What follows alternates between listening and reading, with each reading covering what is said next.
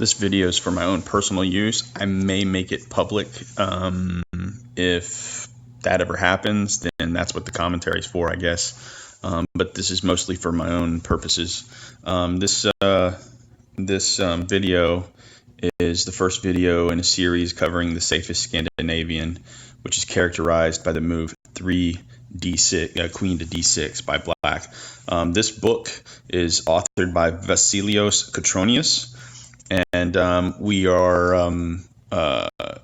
will be going through this book using an app on Android called Forward Chess. So the introduction here says, in the beginning of 2015, a good friend of mine, Mr. I'm not going to pronounce the name, suggested to me to create an opening repertoire against 1e4 that would be based on clear-cut plans, avoiding the tons of theory the Spanish and the Caro-Kann are associated with.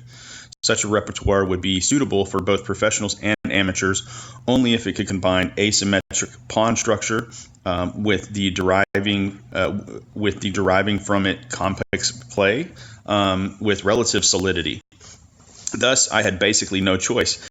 My attention was immediately drawn to the 3 queen to d6 Scandinavian, which is characterized by the following.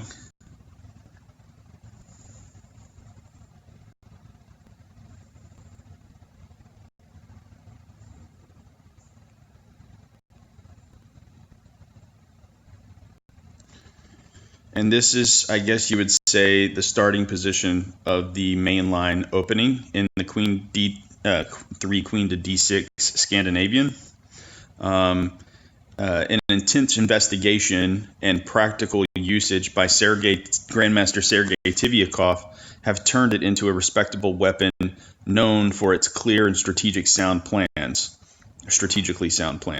I remember when Sergei chose this system for the first time back in 2006. Of course, it had been played before, but not against super grandmasters as Anand and Grishchuk, and black obtained the upper hand in both games ever since the opening. That was a real shock to the chess world.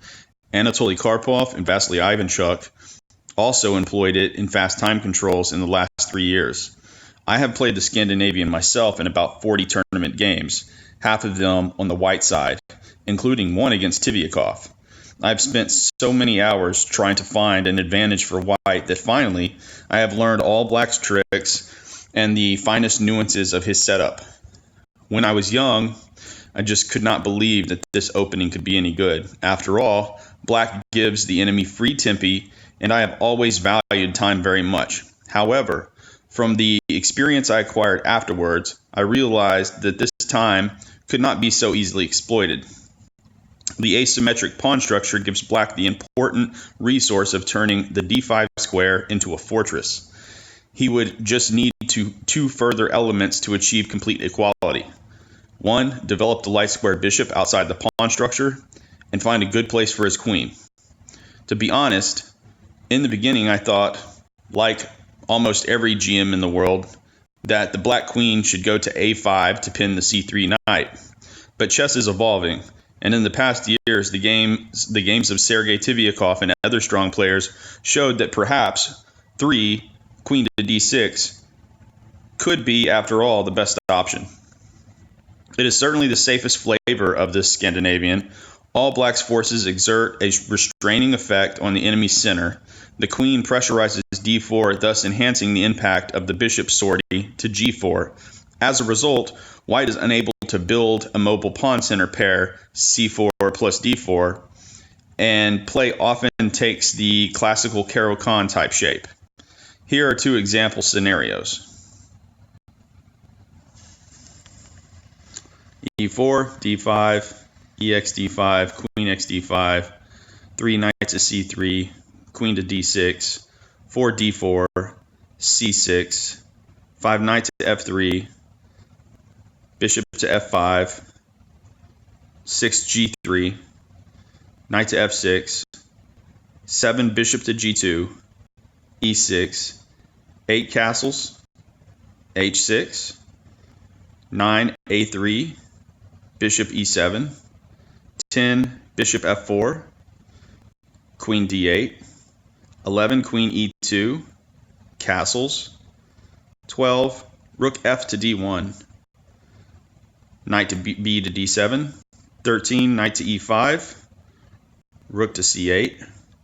14, rook a to c1, rook to e8. 15, h3, knight to d5.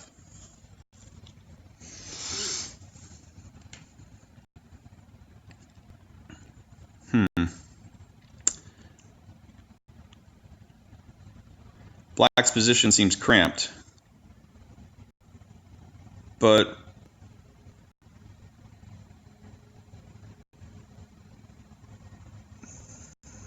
what does white do here? Black is very, very solid.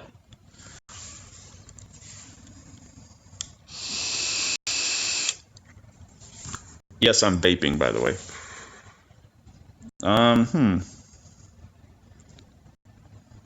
This is... I mean, rooks are absolutely doing nothing here. Got to open some lines somehow. I guess the threat here from black is to just take the bishop on f4, followed by developing the queen to maybe b6 and then playing c5. So in this position, maybe, I mean, white wouldn't want to take the knight on d5 because then I would open up the e file for black's rook. Then again, well, I mean, the e file would be open for black's rook, but queen to h5 puts pressure. It looks like it puts pressure on the king side, and also threatens f7. I mean, I guess I could play knight x d5, ex d5, queen to h5, knight on d7, x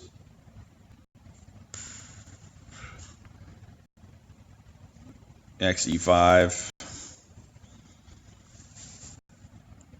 bishop x e5,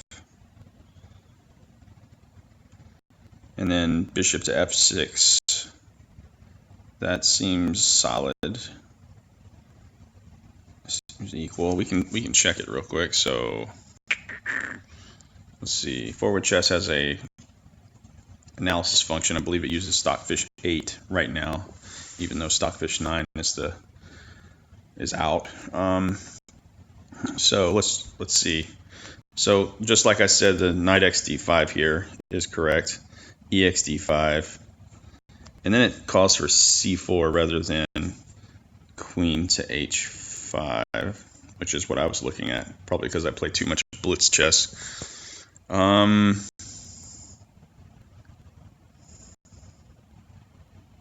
see queen h5 real quick. I mean, okay, so I play queen h5, and the evaluation is going through some violent ups and downs here. And now what we'll do is we'll go back and we'll see it actually says that queen h5 was the best move, or is the best move, after it just didn't consider it initially. Sometimes it takes a while for the program to catch up. So queen to h5 is the best move here. And, or I mean, it's the most obvious forcing move. And then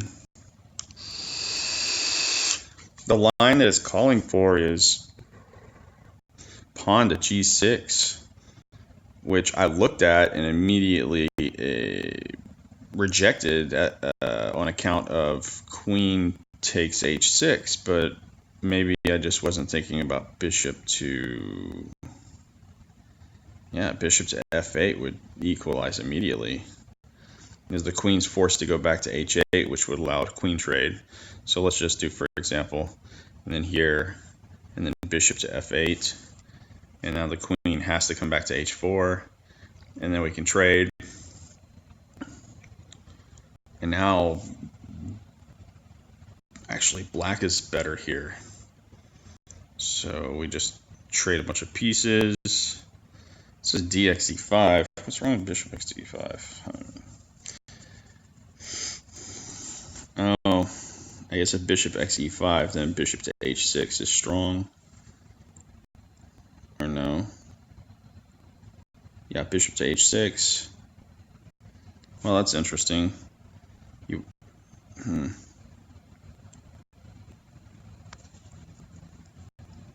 wouldn't even just move the rook? I don't know. Getting lost in the variations here. Let's go back to the move that I had initially considered in my calculations. After queen to h5, just a straight up knight xe5. And queen xf5. Then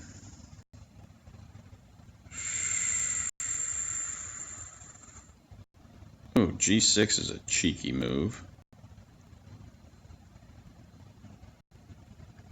Trapping the queen. So you can't play queen xf5, you have to play dx. The move I looked at was bishop xe5, which seems okay to me. The refutation to that is queen to d7. Okay.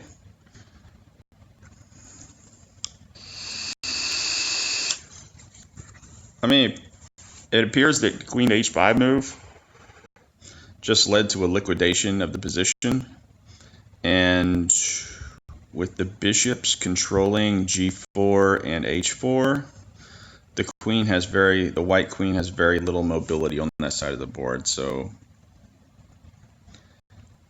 after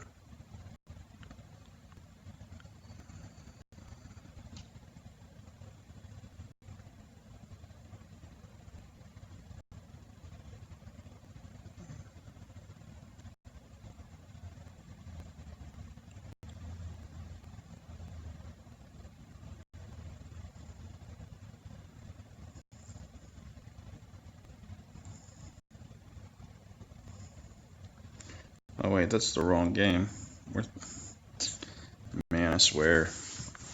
I wish I had more room on my phone. Oh, we can turn the computer analysis off now. Okay, so knight to d5 was the last move, and this, to be honest with you, I mean, we'll give this computer, this seems very equal. Seems very solid for black. There's really no easy way for white to continue without trading a bunch of pieces.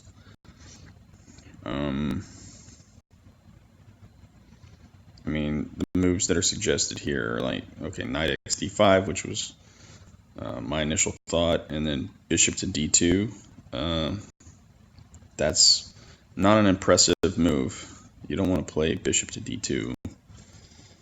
It's a backward move. Anyway, let's move on to the next example. I don't need to call it the moves, we'll just play through it. Oh, we have variations.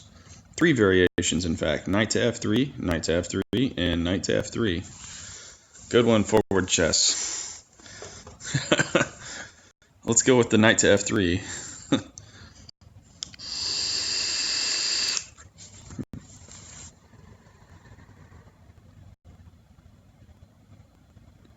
Finally, c6. Castles, knight to d7. You know, when I've been experimenting with this opening lately, and I've been playing in blitz games, anytime h3 is played, I always take the knight and follow up with e6, with the thought that there's no d5 that's ever coming at any time, and I'm going to develop my bishop to e7 and castle king side, and just get my rooks to the center, and just kind of like a zombie go from one move to the next, honestly. Bishop to g5 here. Imagine e6. Bishop to h4. Okay, yeah. Yeah, I've seen this idea in various forms. White usually wants to use his dark squared bishop to gain a tempi on the queen, the black queen, and get into position on the dark squares via the h2 b8 diagonal. So now this exchange takes place, bishop to xf3, and I guess black's moving his queen to c7 in anticipation of bishop to g3. Maybe he wants to either come back to queen to d8, b6, or a5 with his queen. I don't know, but it's eventually going to hit. Now I probably would have went with first considered bishop to d6, but after bishop to d6, white could play d5 and exploit the pin on the e6 pawn. So for example, bishop to d6, pawn to d5. Looks like you can take it, but you really can't. Just moves here. And you move here. You move here. The position's still equal, but white's got the bishop pair, or at least according to the engine, it's equal. White has the bishop pair, and yeah.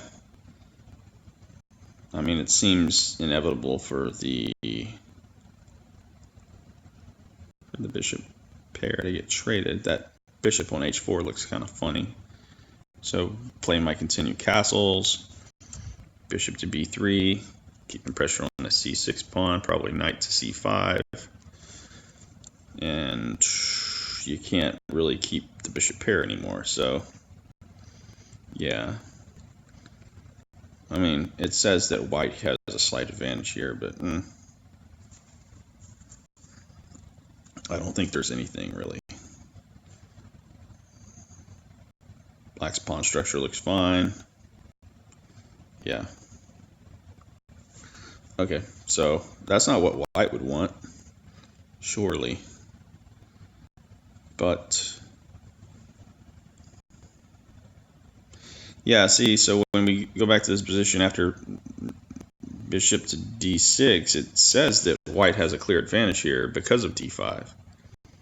And now we just play pawn x d5, knight x d5, knight x d5.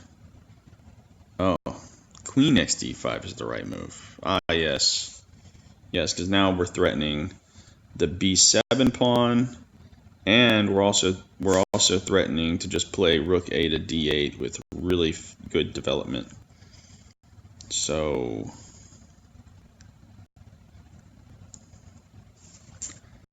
and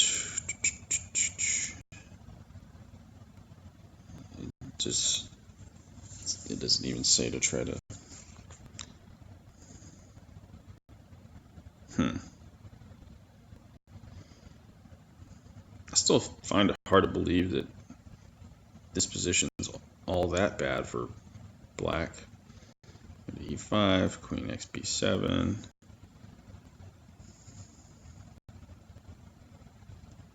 That. Queen x f3. Yeah, I mean, you're starting to get into an end game, and black can regain the pawn here maybe but that doesn't look good because, oh yeah, duh, that's just a horrible blunder. Anyway, it's a good idea to not allow things to open up in these positions until you get your king castled at least. So bishop to e7 is probably a lot better. Plus, it's consistent with the plan of the opening, which is to, as mentioned before, create a fortress against the pawn break d5. Okay, so, and that's the last move in this example. All right, and the comments go something like this. After the main move d4, it is beyond doubt that white controls more space in the center, but at the same time, the pawn provides us with a target. A look at the diagrams can lead to a few useful tips and conclusions about the type of play. This is surely a light squared opening. So much will depend upon the effective development of the bishop from c8. White controls more space, so black should seek exchanges to ensure more breathing room.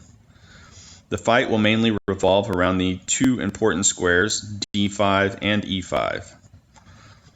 The d4 pawn could become a target to attack directly or with the breakthrough c6, c5 or e6, e5. The queen d6 cannot be effectively attacked as it has many squares to flee: c7, d7, d8, b4, or even e6.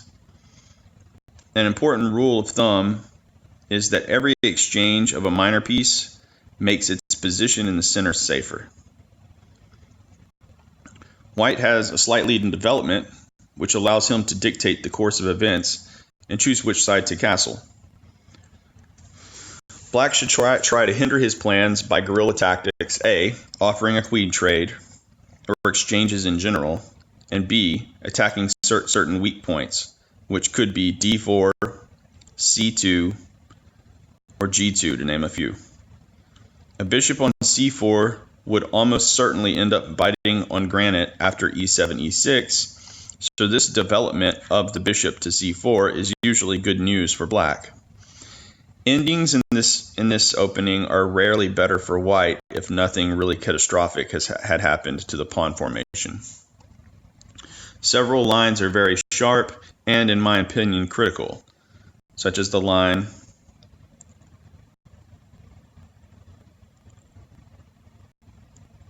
with 7, pawn to f4.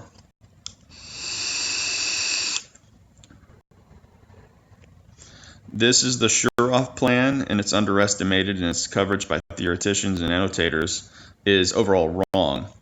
I devoted the better part of chapter 7 to it, where I present a new method of defense.